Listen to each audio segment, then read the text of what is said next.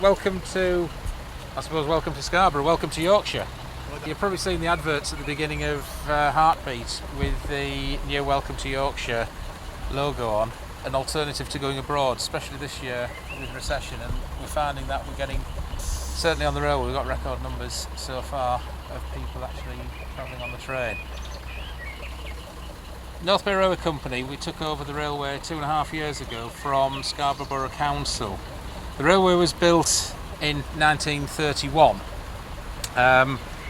In 1929, with the recession that was on at the time, the government came up with a plan that they would give money to councils, or lend money rather, to councils that could create work for the benefit of the public. And this park here that you can see is one of the things that actually came from the benefit. The park was laid out. They decided as a town that in February 1930 that they would lay out the park and that would build a railway, putting the boating lake, putting what was Europe's biggest outdoor theatre, which is just where the fence starts here, and is being rebuilt as Europe's largest outdoor theatre, hopefully to open next year. And the decision from shall we do it through to completing it, they managed to do it about 1 year and 4 months. Now if you think about all the messing about that goes on now, the council decided in 1930 that they would put it out for plans, and a guy called Harry Smith, who was the town architect, was the man who really pulled everything together.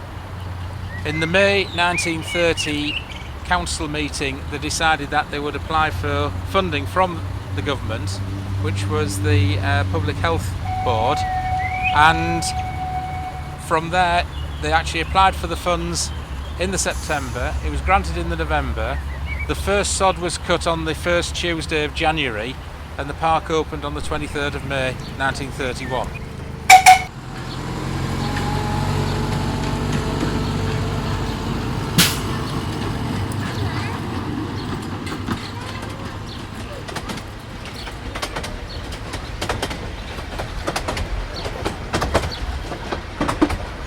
As part of the park, the railway was built, and that represented they spent about £5,000 on building the railway of the £18,000. Now we've just, this engine here that's coming in was the second engine from Scarborough. This one is called Triton. The original one was called Neptune, and that was built by Huntsville Clark and Company of Leeds in 1931, and their order was placed in the January, and it was up and running. So the design, the concept and everything was done in about 5 months without computers.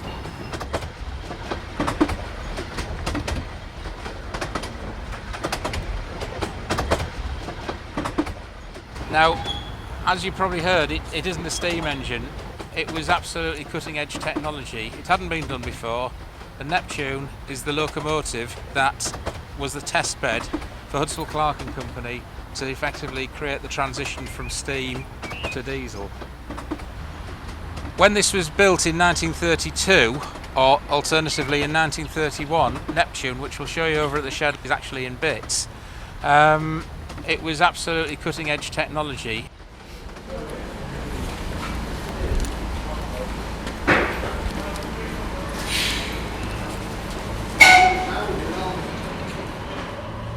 It'd be nice to hear the sound of a steam train. It will. Have these ever been steam engines? They haven't. They were built as diesel hydraulics. But the good news is that the people who built them, and this one was built 78-year-old, basically everything apart from the engine and the odd moving part is exactly the same. It's the same metal and it'll work. So the blue one at the front, we're going to convert that to steam. To do that is we take everything above the wheels off, and the good news is that Huntsville Clark, when they built it, they actually built it so all the motion is doing all the right stuff, and we've got enough movement at the valves so we can convert it to steam. And for that, the estimated price is about £35,000. Now if we're going to build a steam engine of this magnitude from scratch, it'll be £250,000 to £300,000. We've had to have a long dig at our conscience about converting it to steam, but will last it for about 30 seconds. And then finally what we're aiming to do over the next 3 years is create the smallest commercial wine and dine train in the world, which will be brand new rolling stock. The idea on the Pullman is that instead of people sitting facing each other, it'll be on a semicircular table, and you'll sit 90 degrees to each other but looking out to sea. And then sort of a typical menu would be starting out at, say, at 7:15 down at this end with a fizzy reception. Through the bistro, they'll, about 5 minutes before they go, they put out sort of pate or smoked salmon or something like that. So then you'll board the train and you'll eat the food on the move. And then I'll have kitchens at the other end, plug the train into the mains, and then it can serve out the main course, which will be something hot, roast beef, Yorkshire puddings, whatever. That'll be cooked literally just before the train arrives.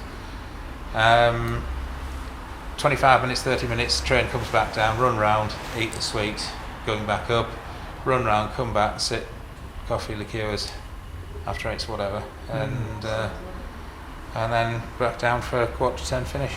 And that's but sort of just doing things like that, that's probably about £60,000 a coach for doing the train, so it's going to be £250,000. The carriage shed will be another 120, 130. So that's the plans for about the next 3 or 4 years, and hopefully we'll achieve it.